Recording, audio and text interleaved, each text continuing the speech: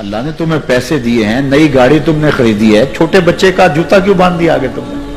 جوتا باندھنے سے اگر یہ ایکسیڈنٹ سے, حادثے سے گاڑی بچ سکتی ہوتی ہے تو پھر پاکستان کے جتنے پی آئی اے کے جہاز ہیں سب پر باندھ دینا چاہیے, سب پہ جوتے لٹکے ہوئے ہوں.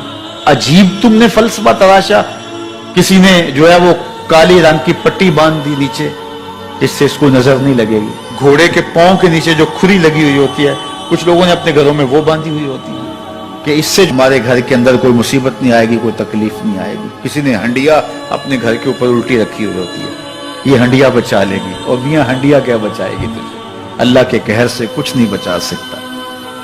جب تمہارے اوپر کوئی مصیبت نازل ہونی ہے تو کچھ نہیں بچا سکتا. اگر بچنا چاہتے ہو تو پھر اللہ سے استغفار کرو, اللہ تعالیٰ کی تسبیح کرو, اللہ کی تحلیل کرو, میرے حضور پہ درود پڑھو, پھر دیکھنا کہ مصیبتیں ٹلتی ہیں یا نہیں ٹلتی. تو یہ خام خواہ کے رکیے, اور یہ عامل لوگ جو ہیں ان کا تو کام ہی یہی ہے. ان کا کام چلتا ہے لوگ ذوف الاعتقادی میں مبتلا رہے, اور یہ کہہ دیتے ہیں کہ آپ کے خاندان میں ایک منحوس عورت ہے, یہ اس کا کیا ہوا ہے, تو کوئی نہ کوئی منحوس تو پہلے ہی انہوں نے طے کر رکھی ہوتی ہے, فوراً ذہن وہاں جا کلک ہو جاتا ہے. اس کا نون سے نام شروع ہوتا ہے, اس کا کاف سے نام شروع ہوتا ہے, اس کا جیم سے نام شروع ہوتا ہے, تو پورے خاندان میں کسی کا نام کاف, نون یا جیم سے تو شروع ہوتا ہی ہوگا, یا دوستوں میں, تو فوراً ذہن جو ہے ادھر منتقل ہو گیا. اب یہ بابا جی نے بتا دیا ہے, ہاں ہاں ہاں اس نے یہ بات کی تھی, کچھ باتیں یاد آنے لگی. اس کاف سے شروع ہونے والے نام کے ساتھ نفرت پیدا ہو گئی. اس بابے نے نفرت کا کاروبار کیا. اس نے تو 100 روپے 200 روپے لے لیے, لیکن 2 انسانوں کے اندر نفرت ڈال دی. اس کا گریبان کل قیامت کے دن پکڑا جائے گا. ان ملنگوں کے پاس, ان ذوف الاعتقادی کو پھیلانے والوں کے پاس کبھی نہ جاؤ. تمہیں مصیبت پڑی ہے, تمہیں لگ رہا ہے کہ شاید میرے اوپر جادو ہے, تو پڑھو نا سورہ بقرہ, جادو جڑ سے اکھڑ جائے گا. 40 دن اپنے گھر میں سورہ بقرہ پڑھو, برکت ہوگی. کہتے ہیں مولوی صاحب 40 دن تو نہیں پڑھی جا سکتی, 2.5 پارے, ہمیں کوئی تعویذ ہی کرتے ہیں. ہم شارٹ کٹ چاہتے ہیں نا, روزانہ صبح 2.5 پارے سورہ بقرہ پڑھے, یہ تو ہم سے نہیں پڑھی جائے گی. تو آپ کوئی تعویذ ہی لکھتے ہیں.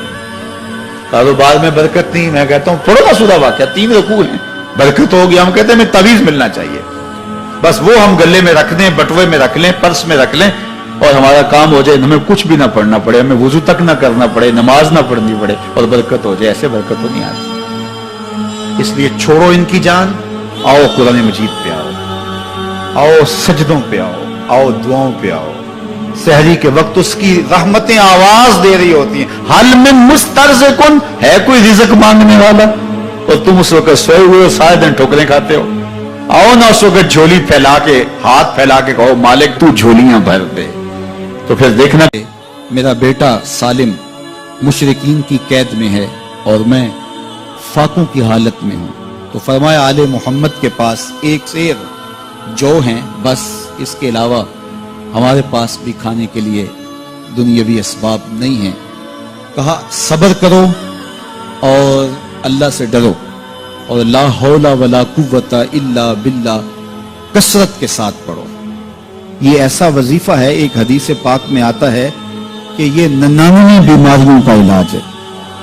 اس میں سب سے کم درجے کی بیماری ہم اور غم ہے. یہ دکھوں کا مداوع ہے, مشکلات کا علاج ہے, اور یہ وظیفہ میرے حضور نے بتایا. حضرت ابو ذر غفاری رضی اللہ تعالیٰ عنہ کو حضور نے 5 چیزیں بتائی تھی. ان میں سے 5ویں چیز یہ تھی کہ ابو ذر کثرت کے ساتھ لا حول ولا قوت الا باللہ پڑھا کرو. فرمایا عرش الہی کے نیچے ایک خاص خزانہ ہے, یہ وظیفہ وہاں سے آیا ہے. یہ زندگی میں معمول بنا لو, جب پھنس جاؤ, مشکلات میں آ جاؤ, تو لا حول ولا قوت الا باللہ پڑھو, اللہ راستے کھولے گا. تو حضور نے 3 چیزیں فرمائی, اللہ سے ڈرو, صبر کرو, اور کثرت کے ساتھ لا حول ولا قوت الا باللہ پڑھو. وہ فرماتے ہیں کہ میں یہ عمل شروع کیا, ابھی گھر میں بیٹھا ہی تھا کہ دروازے پہ دستک ہوئی. تو میں اٹھا کہ دروازہ کھولوں, دیکھوں کہ کون ہے. تو دروازہ کھولا, دیکھا میرا بیٹا کھڑا ہے, اور اس کے پیچھے 100 اونٹ کھڑے ہیں. تو میں نے کہا کہ تم اور یہ اونٹ؟ کہا مجھے موقع لگ گیا, میں ان کی قید سے بھاگ آیا. وَيَرْزُقْهُ مِنْ حَيْثُ لَا يَحْتَسِبُ، وہ تمہیں وہاں سے رزق دے گا جہاں سے تمہیں گمان بھی نہیں۔ اس کے ہو کے تو دیکھو، اللہ اکبر، اللہ کے ہو جاؤ تو پھر وہ تمہاری ضرورتوں کا کفیل ہو جائے۔ فرمایا حضرت عبداللہ ابن مسعود رضی اللہ تعالیٰ عنہ نے کہ کسی شخص کو فقر و فاقہ آ جائے تو وہ لوگوں کو بتائے کہ میں آج کل بڑے مشکل حالات میں ہوں، ہر وقت لوگوں کو بتاتا رہے تو اس کی مشکل بڑھے گی، اس کی مشکلیں آسان نہیں ہوں گی اس طرح۔ اور اگر وہ اپنی اس مشکل کو کسی سے شیئر نہ کرے بلکہ مصلی بچھا کے اپنے رب سے کہے کہ مالک فقر و فاقہ آ گیا ہے اور اس کا علاج تیرے پاس ہے، اس مرض کا مداوع تیرے پاس ہے۔ تو حضرت عبداللہ ابن مسعود فرماتے ہیں کہ رسول کریم نے فرمایا جلد یا بدیر اللہ اس کو مالا مال فرما دے گا۔ یہ بھی کبھی کر کے دیکھو، مشکل آ جائے، فاقہ آ جائے۔ اور قرآن مجید کا دل سورہ یاسین ہے، جس نے ایک مرتبہ سورہ یاسین کی تلاوت کی اللہ 10 مرتبہ قرآن پڑھنے کا ثواب عطا کرے۔ اور کتنا بڑا اجر ہے، آپ ایک سال میں بھی شاید 10 قرآن مجید نہ ختم کر سکے اور سورہ یاسین پڑھیں تو 10 مرتبہ قرآن مجید پڑھنے کا ثواب نصیب ہوگا۔ تو اپنی صبح کا آغاز سورہ یاسین سے کیا کریں، نماز فجر کے بعد اشراق تک سورہ یاسین پڑھ لیا کریں۔ سورہ یاسین اگر آپ پڑھ کے اپنے دن کا آغاز کرتے ہیں، آپ کا سارا دن خیر سے گزرے گا۔ اس دن اگر کاروبار کریں گے تو برکت ہوگی، اس دن بہت ساری بیماریوں سے، آفات و بلیات ارضیہ و سماویہ سے بچے رہیں گے، لوگوں کے شر سے، حادثات سے محفوظ رہیں گے۔ میرے حضور نے ارشاد فرمایا قرآن مجید میں ایک سورت ہے جس کی 30 آیات ہیں، اگر کوئی شخص اس کی تلاوت کرتا ہے تو وہ سورت پڑھنے والے کی شفاعت کرتی ہے، اور اتنی بار شفاعت کرتی ہے کہ اس کو بخشوا کے چھوڑتی ہے۔ وہ سورت کون سی ہے؟ وَهِيَ تَبَارَكَ الَّذِي بِيَدِهِ الْمُلْكُ، یہ سورۃ الملک ہے، 30 آیتیں ہیں۔ جو شخص اس کی تلاوت کرے یہ اتنی بار سفارش اللہ کی بارگاہ میں کرتی ہے کہ اپنے پڑھنے والے کو بخشوا کے چھوڑتی ہے۔ تو اپنے دن کا آغاز سورہ یاسین سے کریں اور اپنی شب کا آغاز سورہ ملک سے کریں۔ سونے سے پہلے سورہ ملک کی تلاوت ضرور کر لیں، انشاءاللہ اس سے رات برکت سے گزرے گی۔ جس نے ایک دن میں 100 مرتبہ سبحان اللہ و بحمدہ پڑھا، کتنی مرتبہ؟ 100 مرتبہ کیا پڑھا؟ سبحان اللہ و بحمدہ، فرمایا کہ اس کے گناہ سمندر کی جھاگ کے برابر بھی ہوں تو اللہ معاف فرما دے گا۔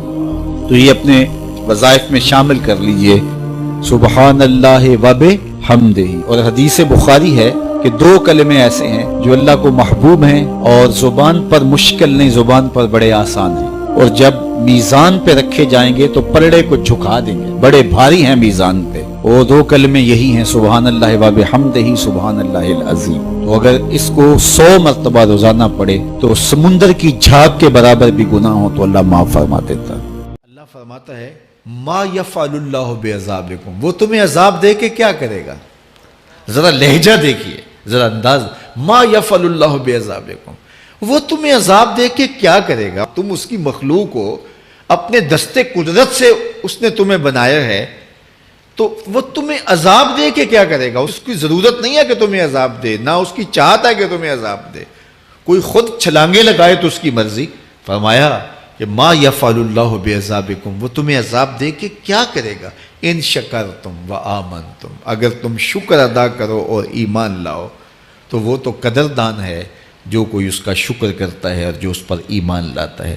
تو اللہ اس کے لیے عذاب نہیں رکھا، اس کے لیے رحمتیں رکھی ہوئی ہیں۔ تمہیں دستے قدرت سے بنایا ہے اور وہ تمہیں خوش دیکھنا چاہتا ہے، تمہیں خوشحال دیکھنا چاہتا ہے، تمہیں سرشار دیکھنا چاہتا ہے، تمہیں نہال دیکھنا چاہتا ہے، تمہاری زندگی کو خوشگوار دیکھنا چاہتا ہے۔ تم نے اپنے آپ کو خود اپنے اعمال کی وجہ سے مصیبتوں میں ڈالا ہے، تو کہا شکر کرنے کی عادت ڈال لو، دیکھنا پھر اللہ تعالیٰ جل شانہ کی رحمتیں تمہارے اوپر کس طرح اترتی ہیں، اس کی نوازشیں تمہارے اوپر کیسے برستی ہیں۔ توکل اگر ہم سیکھ جائیں تو توکل ایک ایسی دولت ہے کہ جو خوشحال زندگی کی ضمانت بنتی۔ جب ہم اللہ پر توکل نہیں کرتے اور ہم سمجھتے ہیں یہ سب کچھ ہماری محنت کا نتیجہ ہی ہوگا، اور نتیجہ جب نہیں آتا تو پھر ہم بے چین مضطرب ہو جاتے ہیں، اور جب ہم اس پہ توکل کر لیں تو پھر ہمارا صرف اتنا ہی کام ہے کہ میاں ہم یہ کام کر رہے ہیں، بس یہ حکم، ہم بیج بو رہے ہیں، بس یہ حکم ہے اور بو رہے ہیں، باقی اس پہ بھروسہ ہے، یہ کام اس کا ہے کہ اس نے اس کو اگانا ہے، اس کے اوپر پھل لگانے ہیں۔ تو جب اس پہ توکل ہو جائے تو بندہ سوکھا رہتا ہے، ورنہ بندہ مشکل میں مبتلا ہو جاتا ہے۔ بسا اوقات ایسا ہوتا ہے کہ بندہ ایک منصوبہ تیار کرتا ہے، اس کا عملی نتیجہ اس کو سامنے نظر آ رہا ہوتا ہے، لیکن نتیجہ بالکل الٹ جاتا ہے۔ سید علی المرتضیٰ فرماتے ہیں میں نے اپنے ارادوں کی شکست سے ہی اپنے رب کو پہچانا ہے، کہ میں ایک منصوبہ تراشتا ہوں کہ یہ اور یوں ہوگا اور وہ ہونا چاہیے، لیکن نتیجہ وہ نہیں آتا، تو کوئی طاقت ہے اس کا جو نتیجہ بدل دیتی ہے۔ تو بندہ اس طاقت پہ یقین کرتے، اس پہ توکل کر کے جو ہے وہ اس پہ بھروسہ کر لے تو زندگی سوکھی ہو جاتی ہے۔ مغرب میں جو اللہ پر یقین نہیں رکھتے وہ خودکشی کر لیتے ہیں کہ یہ کیوں ہو گیا، ایسا نہیں ہونا چاہیے تھا، لیکن ہم خودکشی اس لیے نہیں کرتے، ہم کہتے ہیں میرا رب جس طرح چاہے اس طرح ہی ہوتا ہے، جو اس نے طے کیا ہوا ہے وہ کر کے رہتا ہے، اس لیے تم اس پہ توکل کر لو اور اس پہ بھروسہ کرو۔ حضور علیہ الصلوۃ والسلام نے فرمایا لو انکم توکلون علی اللہ حق توکلہ، اللہ پر توکل کرنے کا جو حق ہے اگر تم وہ ادا کر دے تو فرمایا اللہ تمہیں ایسے رزق عطا کرے جیسے پرندوں کو عطا کرتا ہے۔ ہمارا تو کاروبار ہے، یہ فیکٹری ہے، یہ دکان ہے، یہ ہماری نوکری ہے، ہم نے یہاں سے کمائی کرنی ہے۔ پرندوں کا کوئی کاروبار نہیں ہوتا، کوئی نوکری نہیں ہوتی، کوئی ٹھیا، کوئی اڈا نہیں ہوتا جہاں جا کے انہوں نے رزق کے لیے کوئی آغاز کرنا ہوتا ہے، بلکہ حضور نے فرمایا تغدو خماسا وتروح بطانا، جب وہ صبح گھر سے نکلتے ہیں تو خالی پیٹ نکلتے ہیں اور انہیں کوئی اپنی منزل کا تعین نہیں ہوتا، جدھر خیال آیا اڑ گئے ادھر، لیکن کبھی ایسا نہیں ہوا کہ شام کو خالی پیٹ واپس آئے ہوں، کہا وہ پیٹ بھر کے آتے ہیں۔ باہو بولے بن توکل پنچھی اڑ دے، خرچ نہ پلے زیرا ہو، جب گھر سے اڑتے ہیں تو ان کے پلے نہ کوئی خرچ ہوتا ہے، نہ راس المال ہوتا ہے، نہ کوئی اوزار ہوتے ہیں، نہ کوئی ہتھیار ہوتے ہیں، کچھ بھی نہیں ہوتا، یوں ہی گھر سے نکلتے ہیں، کبھی بھی خالی پیٹ نہیں آئے۔ فرمایا اگر اللہ پہ پرندے توکل کر لیں تو اللہ اسے بھی عطا کرتا ہے، تم توکل کرو گے تو تمہیں عطا نہیں کرے گا۔